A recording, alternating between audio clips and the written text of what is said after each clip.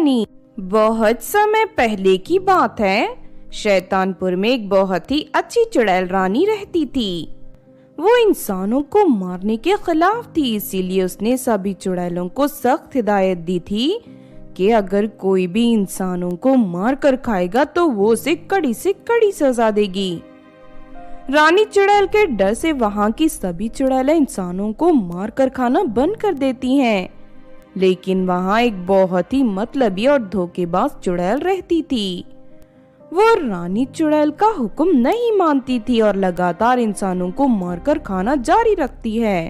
फिर एक दिन, रानी जी, आपने सभी चुड़ैलों को इंसानों की जान लेने से मना किया है, लेकिन हमारे यहाँ की शकीरा नाम की चुड़ैल आपकी आज्ञा का पालन नहीं कर रही। वो रोज किसी न किसी इंसान को मारकर उसका मांस खाती है।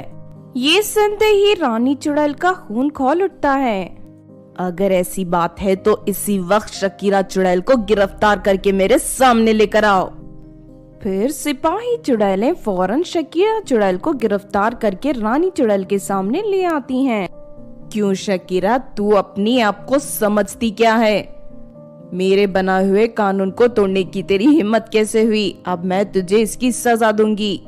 इस दुष्ट चुड़ैल को इसी वक्त शैतानपुर से बाहर निकाल दो। अगर दोबारा ये शैतानपुर में नजर आई तो इसे पकड़कर फांसी पर लटका देना।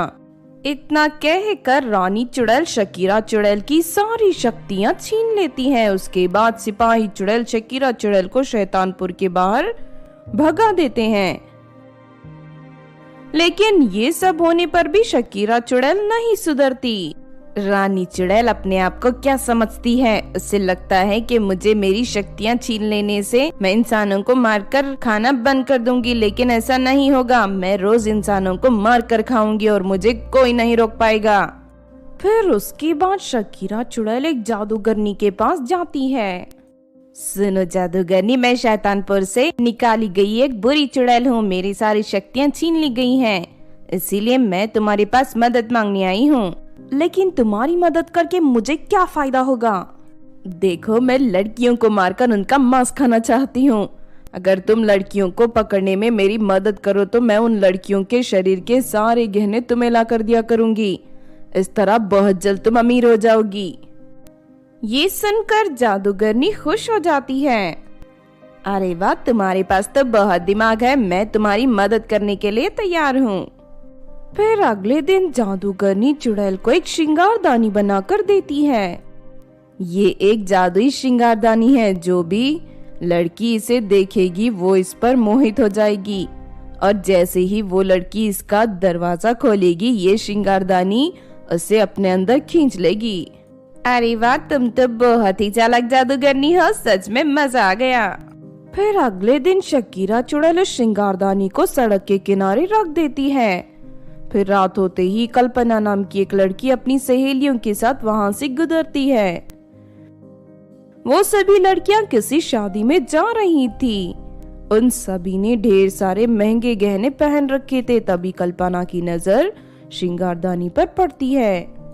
अरे, ये सड़क के किनारे इतनी सुंदर श्रृंगारदानी कौन रख कर चला गया?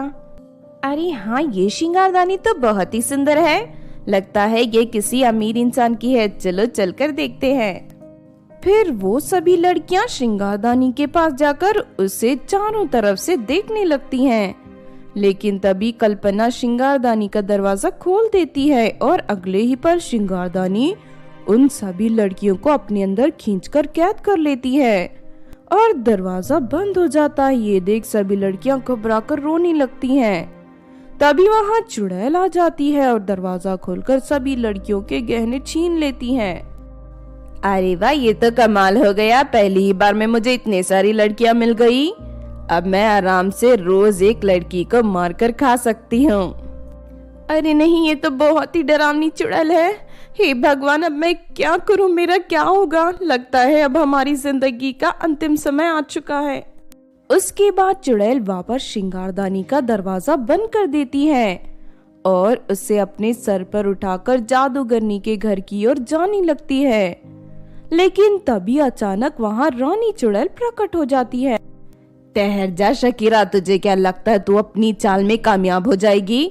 लेकिन मेरी जासूस चुड़ैलों ने तेरे बारे में सब कुछ बता दिया है। इस बार मैं तुझे जिंदा नहीं छोड़ूंगी। इंसानों के भी परिवार होते हैं, उनकी माँ होती है, पिता होती है, भाई बहन होते हैं।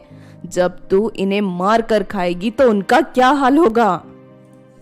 उसके बाद रानी चुड़ैल शकीरा चुड़ैल को पकड़कर जादूगरनी के घर ले जाती है और उन दोनों को वहां कैद करके घर के ऊपर बड़े बड़े पत्थरों की बारिश करवाने लगती है। अरे नहीं, कोई हमें बचाओ, कोई हमें बचा लो। मुझसे बहुत बड़ी गलती हो गई, मैं बेकार के लालच में फंस गई। अरे कोई मुझे घर से बाहर निकालो। लेकिन तभी उन दोनों के ऊपर दो बड़े पत्थर गिर जाते हैं और दोनों पत्थरों के नीचे कुचलकर मर जाते हैं। इस तरह उन्हें उनके किए का फल मिल जाता है। तो आपने देखा दोस्तों भूतिया श्रृंगारदानी की कहानी। इस कहानी से हमें ये सीख मिलती है कि हमें जिंदगी में कभी भी अपने स्वार्थ के लिए कोई बुरा काम नहीं करना चाहिए, क्योंकि एक ना एक दिन हमारे बुरे कर्म का फल हमें मिल ही जाता है। अगर ये कहानी आपको अच्छी लगी हो तो जरूर लाइक करें और हमारे चैनल छोटू टीवी को सब्सक्राइब भी कर लें। और हाँ दोस्तों, हमें कमेंट करके जरूर बताना कि आपको कहानी कैसी लगी।